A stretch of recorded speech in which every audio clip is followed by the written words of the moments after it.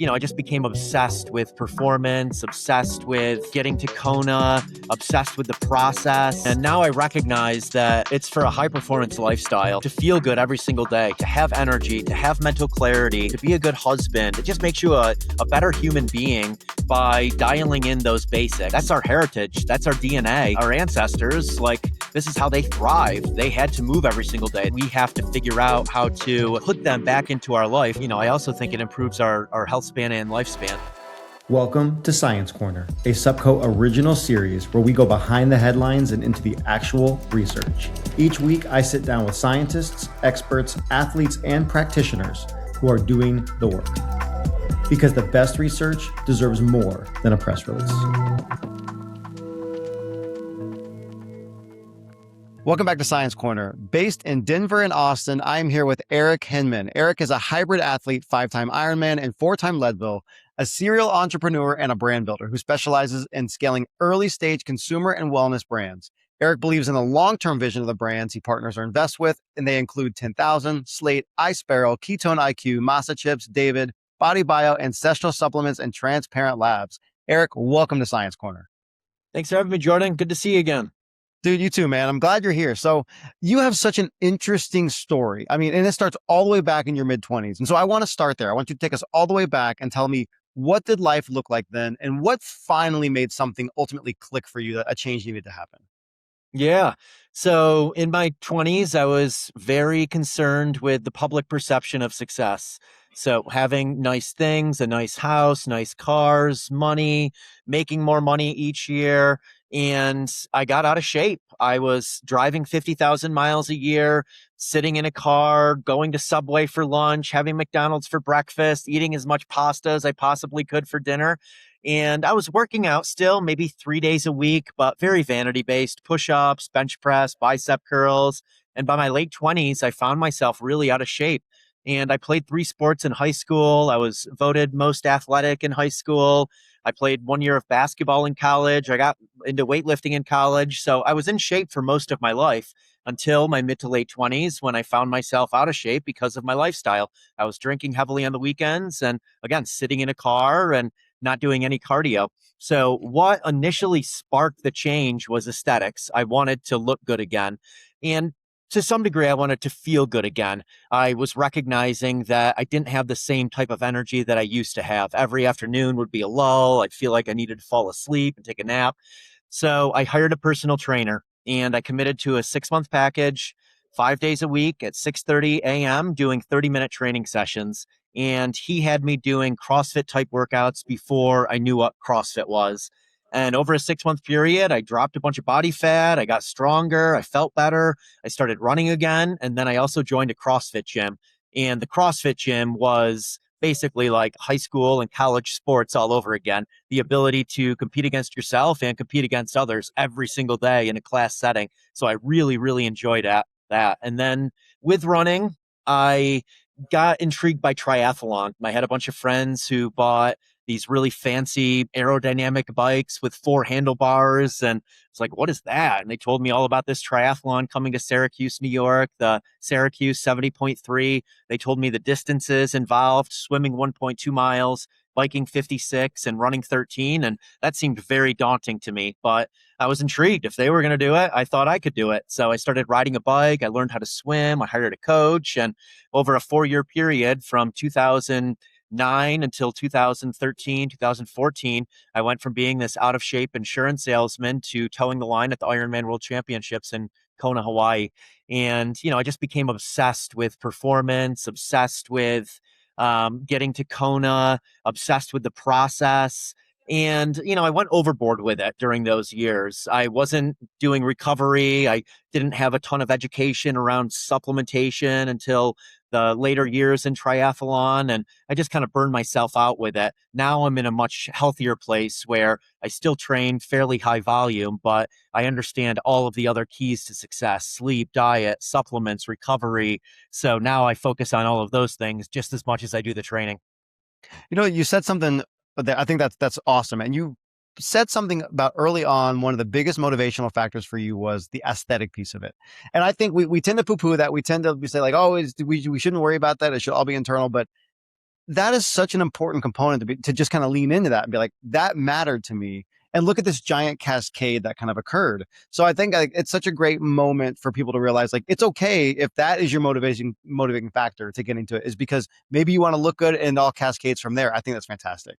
Can't agree more. And during that time period, I was getting body fat tests. So, that was the progress for me. I saw my body fat go from 22% to 18% to 16% to 14%. And, now I sit at around 8.5 to 9%. So, yeah, I mean, progress, I think, is what drives all of us. And initially, that was the progress, was being able to see it in the mirror. And then it was performance based. Then it was seeing my run pace getting faster, my heart rate going down, my watts getting higher on the bike, the ability to go from 2 hours to 3 hours to 5 hours on the bike, and the ability to go from a sprint distance triathlon to an Ironman.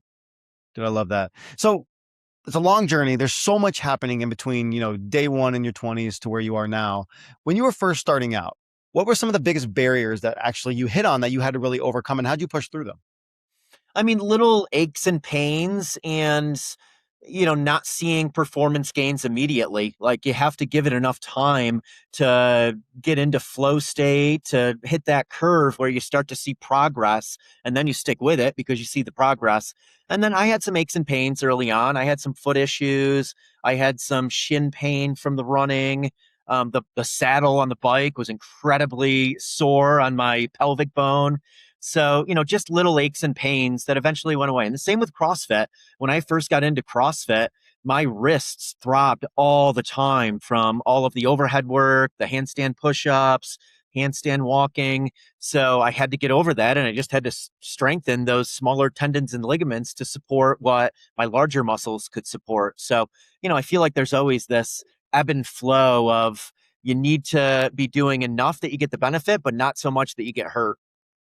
And I think that makes sense. And so I want to talk about your progression a little bit. In this world now where we want to pill for everything, we want everything to happen overnight. Was this progression that you went through, was it gradual, or were there specific turning points that you were like, oh, this is working, and what kind of helped you go and keep going? I mean, both. I've been doing this for 17 years, doing 2 workouts a day. So it's been a very long journey for me. And now I'm obsessed with the process as opposed to, the outcomes. I just enjoy doing it every day. I love my morning workout. I love my afternoon workout. I love being in the mountains, biking and running. I love the gym. So I look forward to all of it. And there were definitely certain turning points, when I got a heart rate monitor and started to see my run pace getting faster and my heart rate going down. When I got a bike power meter and I could see that my wattage was going up on my bike and, heart rate was staying the same or going down. My time's getting faster in the different distances. And then, when I started getting close to the 10-hour mark in the Ironmans, that's when I was like, okay, I'm pretty good at this. I think if I really commit my life to this, I can get to the Ironman World Championships in Kona. So there were definitely things along the way that motivated me to continue going, and also bad races. I had some bad races in there too that motivated me to want to do better and prove to myself that, that wasn't me. That was just a bad day and I can do better than this. So I love that. And you talk about your routine a little bit there. You have your morning workout, you have your afternoon workout. I mean, I've been on a run with you in the afternoon, making sure you get that in.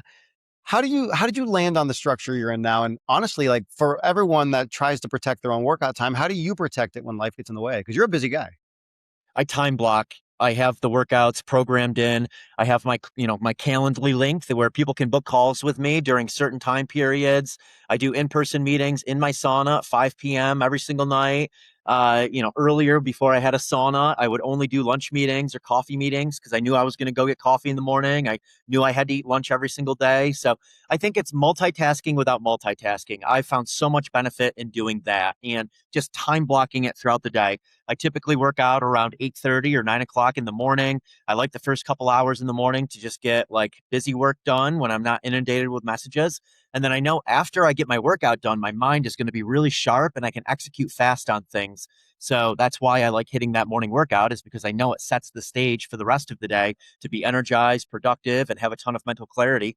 And then the afternoon workout, after working for 3 or 4 hours, I generally start to fade a little bit. And I like going off into the mountains and just kind of resetting my mind so that I can get clear again and then have a few more hours of calls in the afternoon and evening before people come over to sauna. And the 5 p.m. to 6:30 routine is, inviting people to come over here and sauna with me, and I get my recovery in. I get to have wonderful conversations. I meet new people, and I feel like every single night that's like blowing dust off a Nintendo game for my nervous system, where it just resets my nervous system. I'm dating myself a little bit by saying that, but I love the contrast therapy in the evening. And what that looks like is generally 2 to 3 rounds of about 20 minutes in the sauna around 190 Fahrenheit, and then about 3 minutes in our ice barrel at about 45 degrees.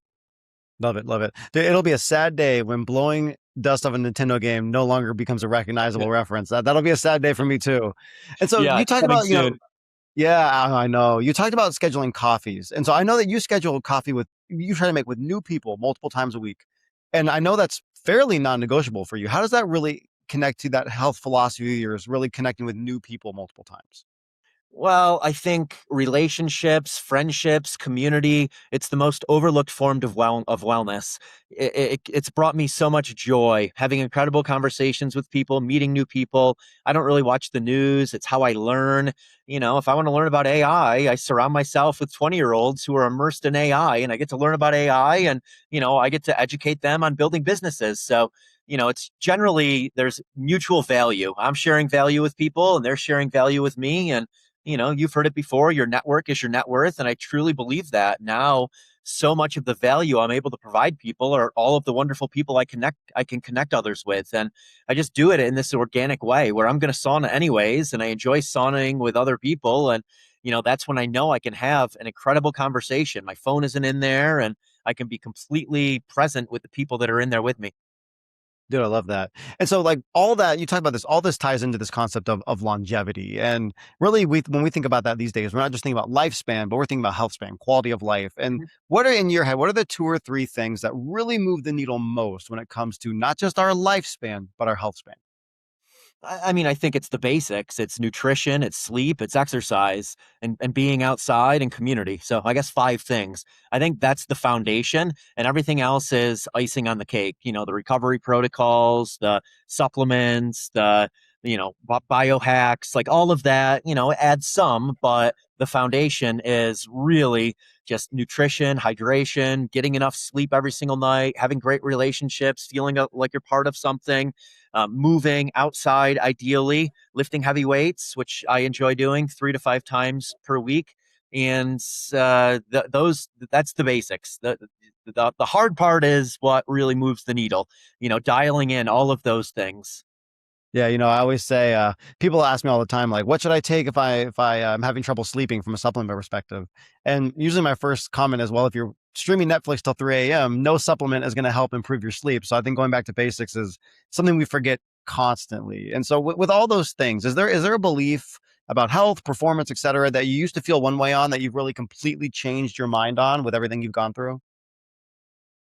I mean, I used to think that exercise was either for an aesthetic or for performance in sport. And now I recognize that it's for a high performance lifestyle. It's to feel good every single day, to have energy, to have mental clarity, to be a good business owner, to be a good employee, to be a good father, to be a good husband. It just makes you a better human being by dialing in those basics. If your cup is full, then you can help and give back to others. And I truly believe that exercise, sleep, nutrition, all of those things are what really fill your cup. And, that's our heritage. That's our DNA. If you look at our ancestors, like this is how they thrive. They had to move every single day. They had to find shelter. They slept. They had to lift heavy things. They were exposed to the elements. So I feel like the more of these things that we do that our ancestors had to do, that now with all of our modern comforts we have to figure out how to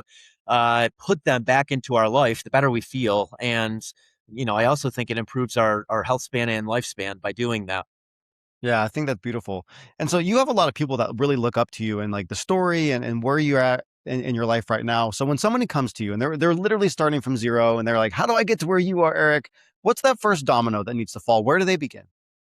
Yeah, I mean, I share my story of exercise was the first thing that I implemented. It was hiring the personal trainer because I needed the accountability, I needed the knowledge, I needed to pay for it, I needed it in my calendar. So hiring someone who has gotten where you want to go or has the knowledge you need to be able to get to where you want to go. I think that is the first step. And for me, it was exercise. That was the pillar. And then it was diet. And then it was sleep. And then it was recovery. And then it was community. So all of these things were, I didn't do them at once. I focused on one for 6 months to a year until it was on autopilot. And then I moved on to the next. And I tried to learn from the best. I read books. I surrounded myself with mentors. I hired coaches. So I do think it's important to find those people who've gotten where you want to go so they can help you. And I think that's wise because I think about the New Year's resolution comes to me a lot where people are like, I'm going to change it. I'm changing my diet. I'm changing my exercise. I'm going to change my wardrobe. Like everything happens at once. It lasts 2 weeks and people fall off because it's just not sustainable.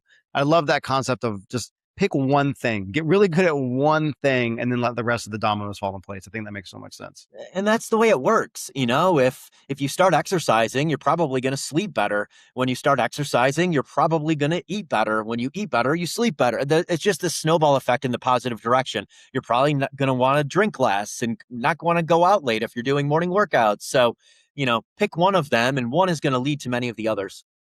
Yeah. Okay. I think that's fantastic. And I think that's perfect advice for people to kind of bring home and hopefully internalize. So we are at Supco. We focus on supplements a lot here. I want to know about your supplement routine. Walk me through your daily lifestyle stack. What do you take? When are you taking it? Why? Let's hear it. Yep. So this morning I had creatine. I had 10 grams this morning. I've been doing 10 grams lately. I've read a lot of studies now about the tremendous benefits of creatine and doing slightly higher doses. Right now I'm training about 20 to 22 hours a week. So I have a very high training volume. So keep in mind that these supplements are helping me tremendously with this training volume that I have. Do you need 10 grams if you're not training the same way I am? Probably not, but I think 5 grams can help just about anyone. I take Timeline, which is a mitochondrial health supplement. I'm 45. I want to continue doing this, up until my 80s, mountain biking and running in the mountains. Like, I'm very inspired by people in their 70s and 80s who are still doing it at a high level. I actually met a guy in Austin on the track, 81 years old, and he runs a sub 30-second 200. I mean, that is about as fast as I can run a 200. I was so impressed with him. So that inspired me. So I take Timeline for mitochondrial health because I've talked to many people who are very fit in their 50s, 60s, 70s, and they're very, very concerned about mitochondrial health and energy. I take a multivitamin. I kind of ebb and flow between like an AG1 or a traditional multivitamin from the feed. I take a animal-based organ supplement from Ancestral Supplements just to get a lot of different nutrients in from organs, heart, spleen, the various meats that I do not eat. I love eating the muscle meats, but I don't eat the organs. I don't really like the way they taste. What else did I have this morning?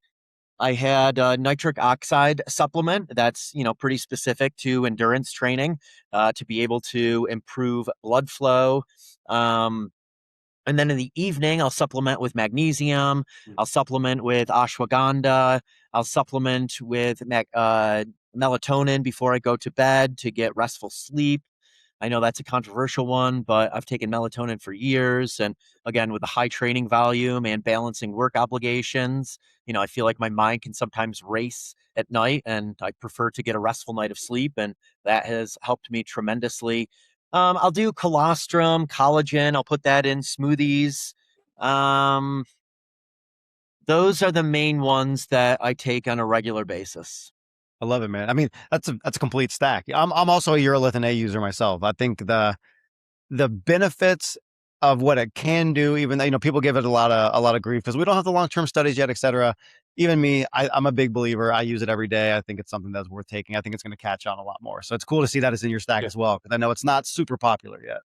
Yep. So you have a quote that I love. It's living your best day ever, every day. I want to know, when did you come up with that? What does that actually mean to you in practice? I came up with that between the years of 2010 and 2014 when I was training for Ironman.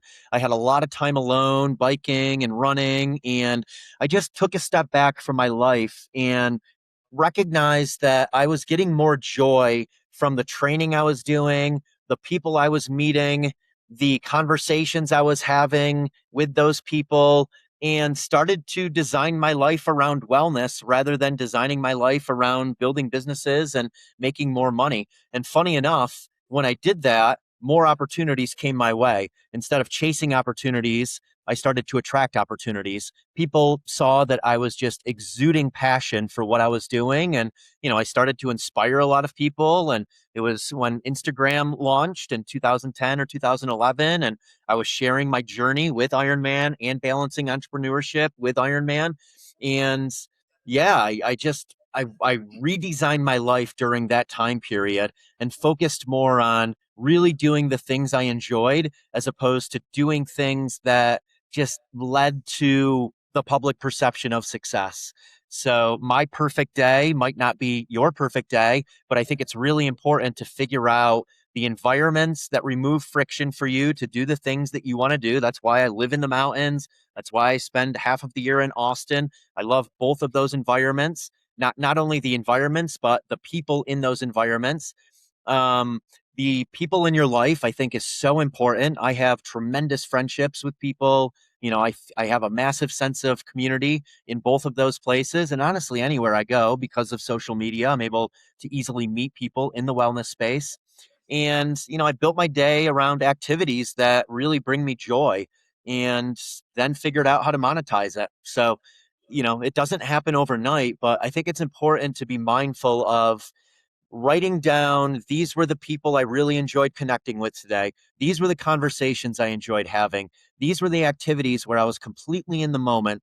And then on the other side of it, write out all of those times when your mind was wandering. You wished you were somewhere else. You wished you were with someone else. You were doing something else, and start to eliminate those things and build your day around those times when you were completely present. I love that, man. I think that's such a great philosophical concept that we could all internalize so much more. All right, I have one last question for you. I want to know one supplement that you absolutely cannot live without, and I want to know what's one supplement flying under the radar that you wish more people knew about. I mean, the one that I couldn't live without is caffeine. I Agreed. absolutely love caffeine. And, typically that's just coming from making a coffee. Sometimes I'll have a different form of caffeine, like paraxanthine or a nootropic, if I'm doing a long training day or a long race. But generally, it's just making cappuccino in the morning. I that was one for me that I definitely could not go without. And honestly, like a sleep supplement too is something I can't go without now. If I'm traveling, I always have a sleep supplement with me, and I ebb and flow between different ones. I really like Transparent Labs sleep Mm. supplement. I would combine that with a little bit of melatonin. And then Beam Dream and Cherry Bundy Sleep, they both have melatonin in it, so I like both of their products. And then I would say the one that many don't know about is Timeline Nutrition, the urolithin A for mitochondrial health. I don't think many know how important mitochondrial health is as you get older. So I would say that's the one that I would recommend that many people probably do not know about. I love it. Eric Hinman, thank you so much for joining us. This has been a pleasure. Thanks so much for having me.